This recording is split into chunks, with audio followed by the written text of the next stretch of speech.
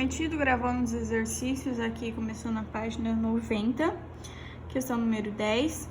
A 27 graus Celsius, determinada massa de gás ocupa o volume de 300 ml. Calcule o volume em que essa massa ocupará se a sua temperatura se elevar para 47 graus Celsius, sem que haja variação de pressão. Se não está havendo variação de pressão, então é uma transformação isobárica. Então, utilizamos a equação volume 1 sobre temperatura 1 igual volume 2 sobre temperatura 2. Volume 1, 300 ml, dividido pela sua temperatura inicial, que é 27, aí vamos ter igual X, né, que é o nosso volume 2, sobre 47. Então, temos que o volume final vai ser 522 milímetros. Igualmente, aqui na segunda questão 11, a 27 graus Celsius, um gás ideal ocupa 500 centímetros cúbicos, que ocupará menos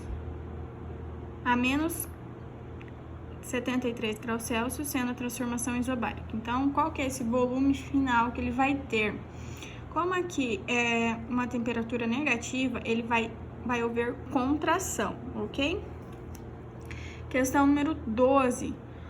Numa temperatura de 27 graus Celsius, um balão é enchido com gás hélio até que seu volume alcançará 300 centímetros cúbicos, deixando exposta a radiação do Sol a temperatura de 42 graus Celsius.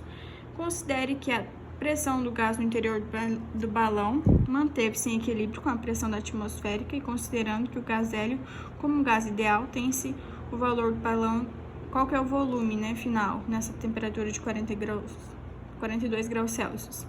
Então, temos que o volume inicial é 300, temperatura inicial 27, queremos saber o volume final e temos uma temperatura final de 42 graus Celsius.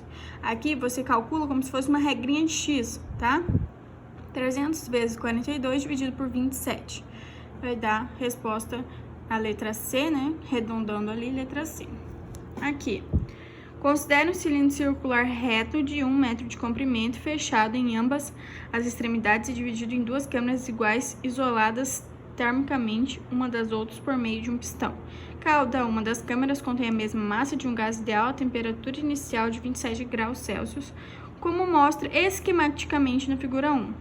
Num certo instante posterior, a câmara da esquerda é aquecida até a temperatura T, para a qual o gás atinge a configuração de equilíbrio que é comprimido, que a câmara haja a 0,7 metros, ou seja, 70 centímetros.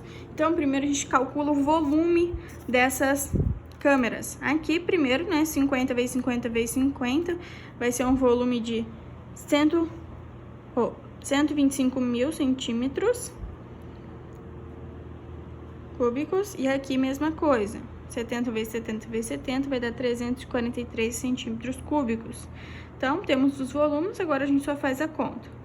Não é nenhuma dessas opções, tá? Aqui, fazendo a conta, nós temos que a resposta é 74 graus Celsius. Indo para a próxima questão, aqui, na 15, da página 92. Em Manaus, nos manuais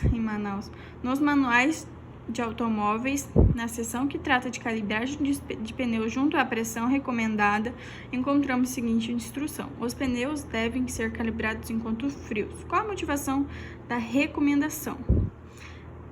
Essa resposta é a letra D. Se calibrarmos os pneus quentes com pressão recomendada, quando os pneus esfriarem, a pressão ficará muito acima da recomendada por causa da contração da borracha. Então, ali, quando o pneu está quente, o ar vai ter um espaço a mais para ocupar.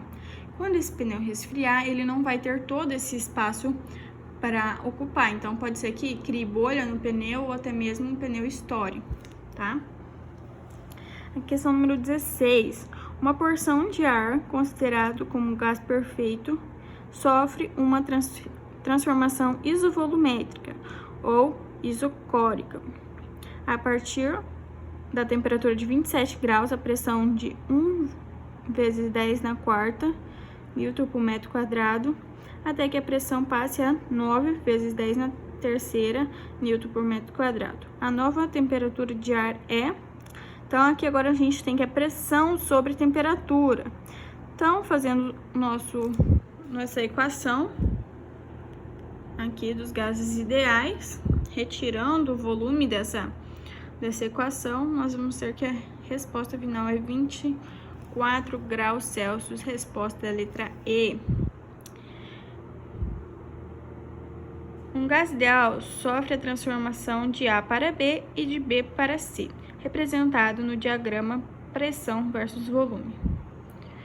Chamado de temperatura A, temperatura B e temperatura C, as temperaturas do gás no estado A, B e C, respectivamente, podemos afirmar que, bom, aqui nós temos que aqui a pressão de A para B diminuiu e manteve de B para C. Mesma coisa aqui, ó. Aqui o volume se manteve e depois aumentou. Então, a gente pode dizer que a temperatura de B e C são a mesma. Por quê? A temperatura só aumenta quando o volume diminui e a pressão aumenta. Então, aqui a temperatura, ó, aqui manteve o mesmo volume, diminuiu a pressão. Então, diminuiu a temperatura. Aqui, manteve o volume, manteve a pressão e aumentou o volume. Então, aqui não modificou a temperatura, ela se manteve igual. Agora, aqui na questão 18. Uma caixa cúbica rígida de volume L cúbico contém em seu interior N mols de um gás ideal, a pressão atmosférica P inicial e a temperatura inicial T inicial. A caixa encontra-se ao ar livre, pressão atmosférica. Aumentando a temperatura do gás no interior da caixa para T1, qual será a força resultante devido à pressão interna e externa exercida numa face da caixa? Então, aqui a gente, olhando para a nossa equação lá no começo, aqui, pressão vezes volume igual número de mols, nossa constante igual a R. O que a gente vai fazer aqui para encontrar a resposta? Vai ser, aqui, nós tiramos o volume e passamos para cá. Por que eu estou representando o volume com L? Porque ele só falou de uma das faces da caixa. Então, aqui que seria o volume, é só um lado da caixa, né? É uma superfície plana, é com o valor de L. Aqui mantemos, né, o número de mols, nossa constante. E aqui só temos que tirar a diferença da variação de temperatura. Temperatura final menos temperatura inicial. Isso temos que é a resposta...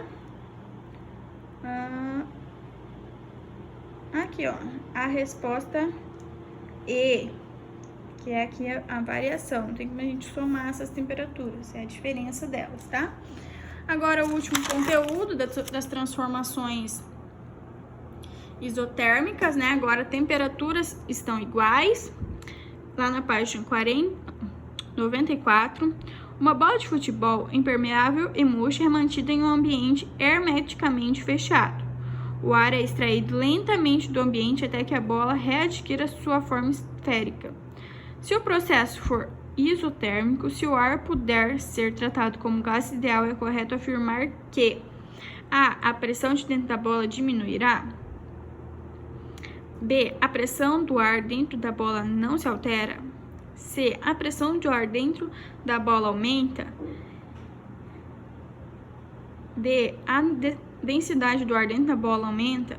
E, o peso do ar dentro da bola diminui. Aqui a resposta é a letra A. A pressão do ar dentro da bola diminui. Por isso que essa bola vai adquirir a forma esférica. Por quê? O que estava fazendo com que a bola ficasse murcha era justamente a pressão do ar exercida sobre a bola. Se a gente tira todo o ar de dentro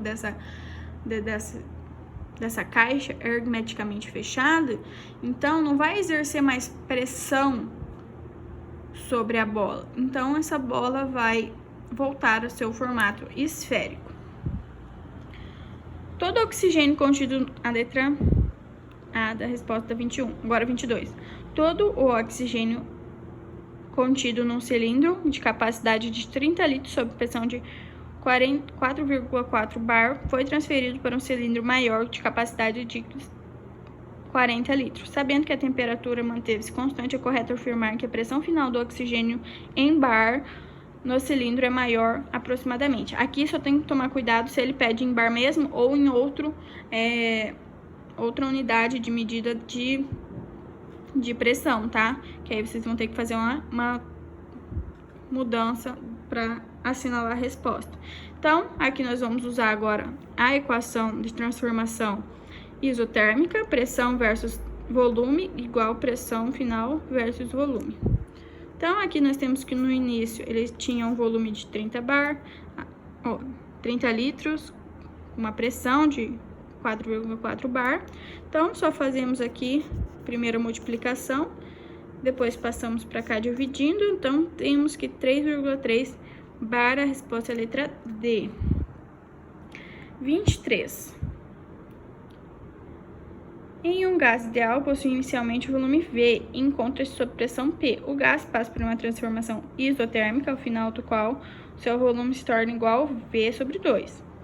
Em seguida, o gás passa por uma transformação isobárica, após a qual o volume V2, denominado temperatura absoluta inicial do gás por T inicial, a temperatura absoluta final das duas transformações é igual a... Então, primeiramente, aqui a gente extrai todas as informações que o enunciado nos deu. E, primeiramente, vamos fazer qual que vai dar a pressão aqui exercida, né? Que já que é uma transformação isotérmica, nós tiramos a temperatura da equação, né? Então, temos que temperatura na P2, que é o que a gente quer saber, vai ficar 2, pressão inicial. E agora, passando aqui para a segunda parte, nós temos que, utilizando agora essa equação, temos que 2P vezes V2 igual 2P sobre 2V sobre 3. E temos que nossa temperatura final, aqui a gente só vai cortando os iguais, vai ficar 1 sobre T inicial igual 4 sobre T3. Então, nosso T final vai ficar igual 4T inicial, resposta letra D. Agora, na questão 24, no local em que a pressão atmosférica vale 1,0 vezes 10 na quinta pascal e a temperatura 25 graus Celsius, uma pessoa puxa o êmbolo de uma seringa até a posição de 60 centímetros cúbicos com a extremidade da seringa aberta. Em seguida, tampa a abertura da seringa e pressiona o êmbolo até a posição 40 centímetros cúbicos. Sem que haja vazamento de ar, o êmbolo é mantido nessa posição no interior da seringa e retorna a temperatura de 25 graus Celsius. A figura ilustra a situação. Então, temos aqui a figura.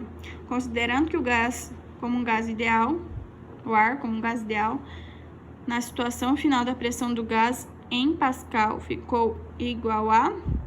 Então, aqui nós vamos usar essa equação, P vezes V igual P vezes V. Isso aqui é uma situação isotérmica. Então, o valor da pressão, o valor do volume, aqui nós queremos saber a pressão final e aqui o volume que ela ficou no final. Então, nós temos que é 150.000 ou 1,5 vezes 10 na quinta Pascal, resposta letra D. A última questão, 25. Um gás ideal em seu estado inicial 1 encontra-se a pressão PA e volume VA. Ao ser submetido a uma transformação isotérmica, o gás passa para o estado 2, em que PB é igual a 0,8 Pascal em relação entre o volume A e VB. Então, como que vai ficar o volume inicial sobre o volume final? Então, nós colocamos aqui os dados, mantendo, né? Já que não temos as informações. Aqui vamos passar o PA aqui para baixo, como aqui nós sabemos que é o volume de PB, então podemos cortar e tirar da equação esse PA. Aí nós vamos ficar só com VA, VB, que é o que a gente quer saber. Então, 0,8, o que é 0,8 em fração? É 4 sobre 15, faz aí na calculadora, 4 sobre 5, vai ficar o quê? 0,8.